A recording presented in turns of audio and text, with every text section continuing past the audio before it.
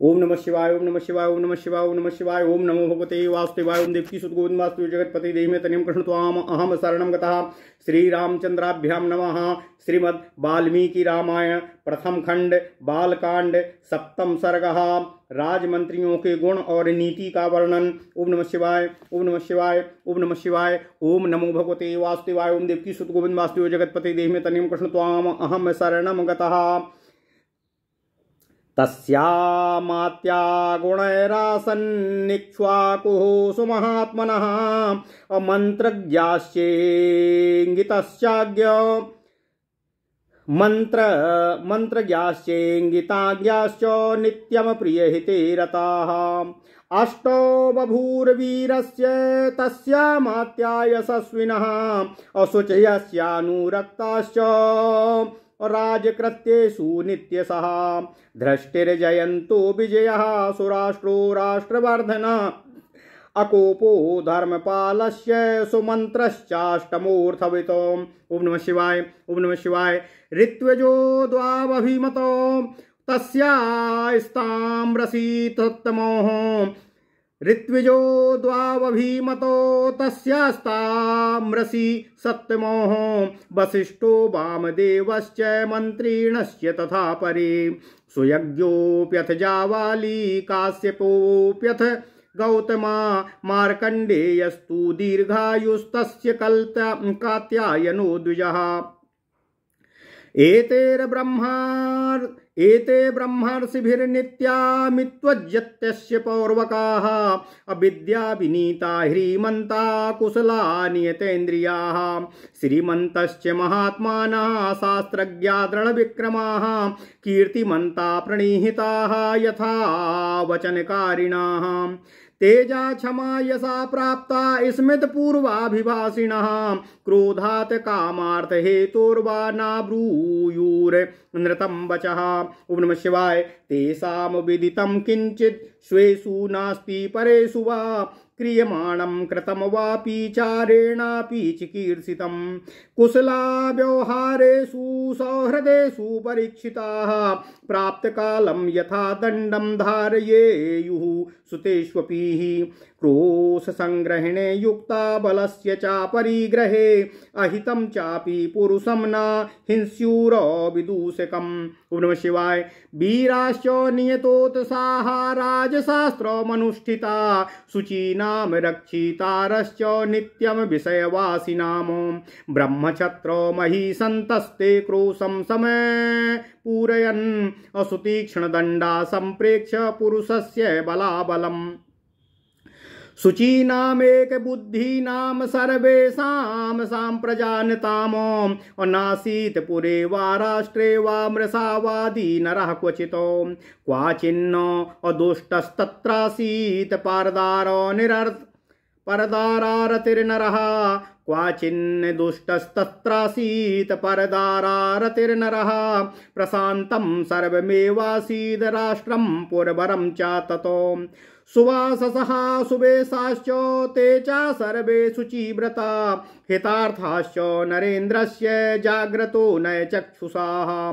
गुरोर्गुणगृहीताश्च प्रख्याताश्च पराक्रमे विदेशेष्वपि विज्ञाताः सर्वतो बुद्धिनिश्चयाः। अभितो गुणवन्तश्च न चासन् गुणवर्जिता असन्धि विग्रह तत्त्वज्ञाः प्रकृत्या सम्पदान्विताः। ओम नमः शिवाय ओम नमः शिवाय ओम नमो भगवते वासुदेवाय ओम देवकी सुत गोविंद वासुदेव जगतपति देहि तनियम कृष्ण त्वाम अहम शरणं गतः। मंत्र संवरणे सक्ता सूक्ष्मासु बुद्धिषु अनीति शास्त्र विशेषज्ञा सततं प्रियवादिनाम्। ईदृशस्तैर्मात्यैश्च राजा दशरथो नघः उपपन्नो गुणोपेतैरन्वसासद् वसुन्धरामो। अवीक्ष्यमाणश्चारेण प्रजाधर्मेण रक्षयन् प्रजानां पालनं कुर्वन्न धर्मं परिवर्जयन्। विश्रुतस्त्रिषु लोकेषु वदान्यः सत्यसङ्गरः सः तत्र पुरुषव्याघ्रः सशास पृथिवीमिमाम्।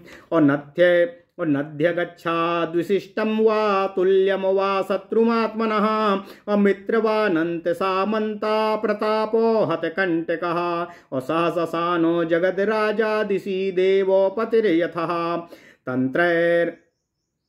तैर्मन्त्रिभिर्मन्त्रहिते निविष्टैर्ब्रतोऽनुरक्तैः कुशलैः समर्थैः सह पार्थिवो दीप्तिमवापयुक्तास्तेजोमयैर्गोभिरिवोदितोर्कः।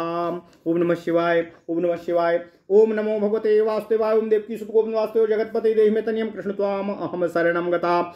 श्री रामचंद्राभ्याम नमः। श्रीमद् वाल्मीकि रामायण प्रथम खंड बालकांड सप्तम सर्ग राजमंत्रियों के गुण और नीति का वर्णन। ओम नमः शिवाय, ओम नमः शिवाय। नारद जी कहते हैं, हे मुनीश्वरों, हे सनत कुमारों, इक्ष्वाकुवंशी वीर महात्मा महाराज दशरथ के मंत्री जनोचित गुणों से संपन्न 8 मंत्री थे, जो मंत्र के तत्व को जानने वाले और बाहरी चेष्टा को देखकर ही मन के भाव को समझ लेने वाले थे। वे सदा ही राजा के प्रिय एवं हित में संलग्न रहते थे, इसलिए उनका यश बहुत फैला हुआ था। वे सभी शुद्ध आचार विचार से युक्त थे और सभी राजकीय कार्यों में निरंतर संलग्न रहते थे। उनके नाम इस प्रकार हैं: दृष्टि, जयंत, विजय, सुराष्ट्र, राष्ट्रवर्धन, अकोप, धर्मपाल और 8वें सुमंत्र, जो अर्थशास्त्र के विशेष ज्ञाता थे। ऋषियों में श्रेष्ठतम वशिष्ठ और वामदेव, ये 2 महर्षि राजा के माननीय ऋत्विज अर्थात पुरोहित थे। इनके सिवा सुयज्ञ, जावाली, काश्यप, गौतम, दीर्घायु, मार्कंडेय और विप्रवर कात्यायन भी महाराज के मंत्री थे। हे सनत कुमारों, इन ब्रह्मर्षियों के साथ राजा के पूर्व परंपरागत ऋत्विज भी सदा ही मंत्रणा कार्य में उनकी सहायता करते थे।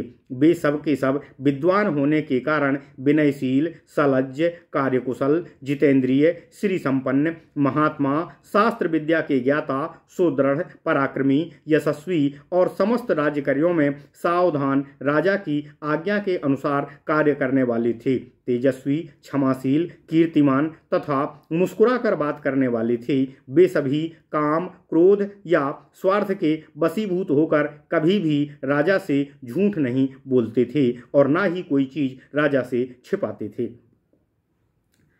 नारद जी कहते हैं, हे सनत कुमारों, अपने या शत्रु पक्ष के राजाओं की कोई भी बात उनसे छुपी हुई नहीं रहती थी। दूसरे राजा क्या करते हैं, उनके राज्य में क्या हो रहा है, क्या कर चुके हैं और क्या आगे करना चाहते हैं, ये सभी बातें गुप्तचरों द्वारा उनको प्राप्त होती थीं और ज्ञात रहती थीं। वे सभी व्यवहार कुशल थे। उनके सौहार्द की अनेक अवसरों पर परीक्षा ली जा चुकी थी। वे अवसर पड़ने पर अपने पुत्र को भी उचित दंड देने में संकोच नहीं करते थे। कोष के संचय तथा चतुरंगणी सेना के संग्रह में सदा लगे रहते थे। शत्रु ने भी यदि अपराध न किया हो तो कभी उसकी हिंसा या अहित नहीं करते थे। उन सब में सदा शौर्य एवं उत्साह भरा रहता था। वे राजनीति के अनुसार कार्य करते थे तथा अपने राज्य के भीतर रहने वाले सत्पुरुषों की सदा रक्षा करते थे। ब्राह्मणों और क्षत्रियों को कष्ट न पहुंचाकर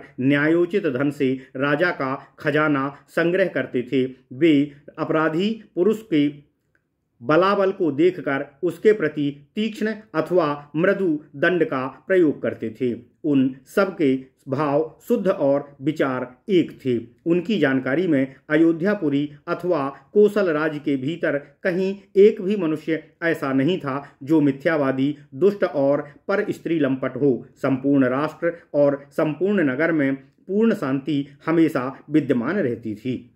हे सनत कुमारों, उन मंत्रियों के वस्त्र और वेश स्वच्छ एवं सुंदर होते थे। वे उत्तम व्रत का पालन करने वाले तथा राजा के प्रति हितैषी थे।